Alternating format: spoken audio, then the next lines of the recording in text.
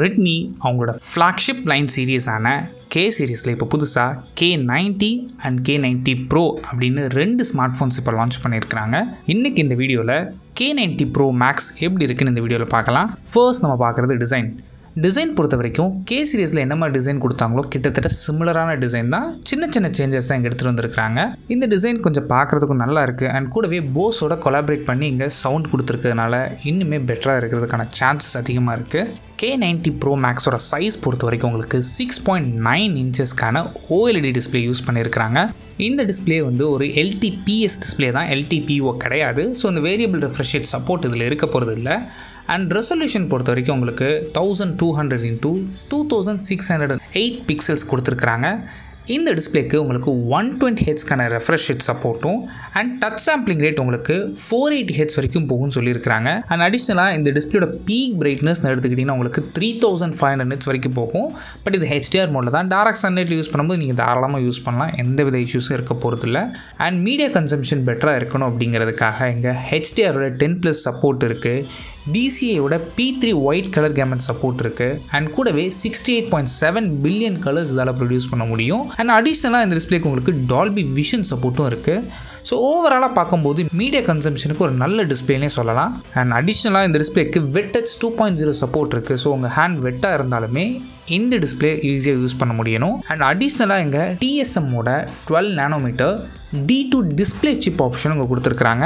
இந்த D2ஓட display chip எந்த அளவுக்கு இருக்குது, இது எப்படி பெர்ஃபார்ம் பண்ணுது அப்படிங்கிறத நம்ம ரியல் டைம் யூசேஜ் பார்த்து தெரிஞ்சுக்கலாம். நெக்ஸ்ட் இந்த ஃபோனில் யூஸ் பண்ணியிருக்க ப்ராசஸரை பொறுத்த வரைக்கும் Qualcommோட ஃப்ளாக்ஷிப் ப்ராசஸரான Snapdragon 8 Elite Gen 5 யூஸ் பண்ணியிருக்கிறாங்க. இந்த ப்ராசஸரை சப்போர்ட் பண்ணுறதுக்கு உங்களுக்கு 16GB வரைக்கும் LPDDR5X RAM ஆப்ஷனும் அண்ட் 1TB வரைக்கும் உங்களால் UFS 4.1 ஸ்டோரேஜ் ஆப்ஷன்ஸும் அவைலபிளாக இருக்குது. ஸோ நல்ல ஃபாஸ்ட்டான RAM அண்ட் நல்ல ஃபாஸ்ட்டான ஸ்டோரேஜ் கொடுத்துருக்குறாங்க. ஸோ கேமிங்லாம் ப்ளே பண்ண போகிறீங்கன்னா தாராளமாக இந்த ஃபோனில் ப்ளே பண்ணிக்க முடியும். அண்ட் அதுவே நீங்கள் ஏதாவது ஒரு அப்ளிகேஷன் யூஸ் பண்ண போகிறீங்க, கொஞ்சம் ஹெவியாக இன்டென்ஸாக யூஸ் பண்ண போகிறீங்கன்னா ஈஸியாக இந்த ஃபோனில் யூஸ் பண்ணிக்க முடியணும். அண்ட் மெயின் ஹைலைட் என்ன அப்படின்னா இந்த ஃபோனில் போஸ் டியூன்டு உங்களுக்கு 2.1 ட்ரிப்பிள் ஸ்டீரியோ ஸ்பீக்கர் சிஸ்டம் கொடுத்துருக்குறாங்க. ஸோ மீடியா கன்சம்ஷனாக இருக்கட்டும் இல்லை கேமிங்காக இருக்கட்டும் இந்த ஸ்பீக்கர்ஸ் உங்களுக்கு உண்மையிலே பெட்டராக இருக்க போகுது.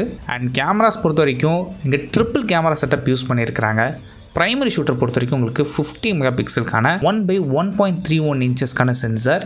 இந்த சென்சாருக்கு உங்களுக்கு ஆப்டிக்கல் இமேஜ் ஸ்டெபிலைசேஷன் சப்போர்ட் இருக்குது. செகண்டரி சென்சார் உங்களுக்கு 50 மெகாபிக்சலுக்கான டெலஃபோட்டோ லென்ஸ். இந்த லென்ஸ் மூலமாக நீங்கள் 5x வரைக்கும் ஆப்டிக்கல் ஜூம் பண்ண முடியும்னு சொல்லியிருக்கிறாங்க. ஒரு பெரிய அட்வான்டேஜ், 5x ஜூம் பண்ணும்போது உங்களுக்கு பெட்டரான அவுட்புட் கிடைக்கும். அண்ட் தேர்ட் சென்சார் இங்கேயுமே 50 மெகாபிக்சலுக்கான அல்ட்ரா ஒயிட் ஷூட்டர் யூஸ் பண்ணியிருக்கிறாங்க. அண்ட் சப்போஸ் இந்த ஃபோனை வச்சு நீங்கள் வீடியோஸ்லாம் எடுக்கணும்னு நினச்சிங்கன்னா உங்களால் 8K வரைக்கும் வீடியோ ஷூட் பண்ணிக்க முடியும். அது 30 FPS ஷூட் பண்ணிக்க முடியும். அண்ட் ஃப்ரண்ட் ஃபேஸிங் கேமரான்னு எடுத்துக்கிட்டிங்க அப்படின்னா உங்களுக்கு 32 மெகாபிக்சலுக்கான ஃப்ரண்ட் ஃபேஸிங் கேமரா ஆப்ஷன் கொடுத்துருக்குறாங்க.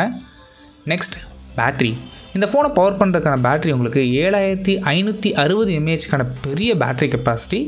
இதை சப்போர்ட் பண்ணுறதுக்கு உங்களுக்கு 100 வாட்ஸ்க்கான வயர்டு சார்ஜிங் சப்போர்ட்டும் அண்ட் சப்போஸ் நீங்கள் ஒயர்லெஸ் சார்ஜர் வச்சுருக்கீங்க அப்படின்னா அதில் 50 வாட்ஸ் வரைக்கும் உங்களுக்கு ஒயர்லெஸ் சார்ஜிங் சப்போர்ட் பண்ணிக்க முடியும். அண்ட் இன்னொரு அட்வான்டேஜ் என்ன அப்படின்னா இந்த ஃபோன் மூலமாக நீங்கள் ரிவர்ஸ் சார்ஜிங் பண்ணிக்கலாம். அது ஒயர்டாகவும் பண்ணிக்கலாம் அண்ட் ஒயர்லெஸ்லேயும் உங்களால் பண்ணிக்க முடியும்.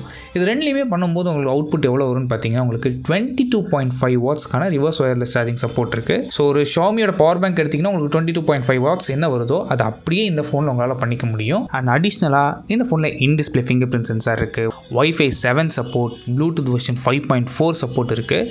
அண்ட் டைமென்ஷன்ஸ் பொறுத்த வரைக்கும் உங்களுக்கு இவ்வளோ ஹெவியான பேட்டரி கொடுத்தாலுமே இதோட டைமென்ஷன் வெறும் 7.9 mm தான் திக்னஸ் அண்ட் வெயிட் உங்களுக்கு வெறும் 218 grams தான். அண்ட் இவ்வளோ நேரம் நம்ம ஹார்ட்வேர் பற்றி பார்த்தோம்.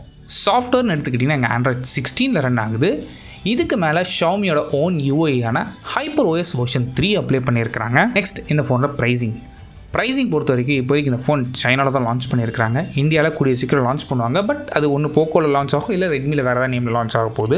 சைனீஸ் ப்ரைஸை இந்தியன் ருபீஸ் கன்வெர்ட் பண்ணி பார்க்கும்போது பேஸ் வேரியண்ட் உங்களுக்கு 49,000 ருபீஸ்க்கு ப்ரைஸ் பண்ணியிருக்காங்க. இதோட டாப் வேரியண்ட் எடுத்துக்கிட்டிங்கன்னா உங்களுக்கு 16GB RAM 1TB வேரியண்ட் உங்களுக்கு 65,000 ருபீஸ்க்கு லான்ச் பண்ணியிருக்காங்க. இந்த ப்ரைஸில் இந்தியா லான்ச் ஆகுமான்னு கிடையாது, இதோட கொஞ்சம் அதிகமாக தான் லான்ச் ஆகும். பட் என்ன ஒரு கொஸ்டின் அப்படின்னா Xiaomi 17 சீரிஸும் இந்தியாவில் லான்ச் பண்ணுவாங்க. ஸோ இப்போ ரெட்மி லான்ச் பண்ணும்போது ப்ரைஸ் கிளாஷ் ஆகிறதுக்கு நிறைய சான்சஸ் இருக்குது. ஸோ மேபி இந்த ஃபோனை ஸ்கிப் பண்ணலாம். இல்லை அப்படின்னா இந்தியாவில் எட்டு வரும்போது இன்னும் கொஞ்சம் அக்ரெசிவான ப்ரைஸிங் லான்ச் ஆகிறதுக்கு நிறைய சான்சஸ் இருக்குது. ஸோ வெயிட் பண்ணி பார்க்கலாம். சப்போஸ் இந்தியாவில் இந்த ஃபோன் லான்ச் ஆச்சு அப்படின்னா ஒரு 60,000 to 65,000 ப்ரைஸ் பண்ணாங்கன்னா இந்த ஃபோன் நீங்கள் வாங்குவீங்களா?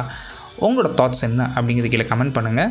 என்னோட பர்சனல் ஒப்பீனியன் பொறுத்த வரைக்கும் ஒரு 60,000 கொடுத்த ரெட்மி ஃபோன் வாங்குறதா அப்படிங்கிறது என்னோட கொஸ்டின் மார்க் இருக்க தான் செய்யும். இருந்தாலும் இவங்க கொடுக்குற ஸ்பெசிஃபிகேஷன்ஸ் எந்த இதுலேயும் குறை கிடையாது. ஸோ மேபி இந்தியாவில் அக்ரெசிவான ப்ரைஸ் லான்ச் பண்ணால் தாராளமாக இந்த ஃபோன் நீங்கள் கன்சிடர் பண்ணி பார்க்கலாம். அண்ட் இந்த ஃபோனை பற்றி உங்களோட ஒப்பீனியன்ஸ் ஏதாவது இருந்துச்சு அப்படின்னா கீழே கமெண்ட் பண்ணுங்கள். தேங்க்ஸ் ஃபார் வாட்சிங்.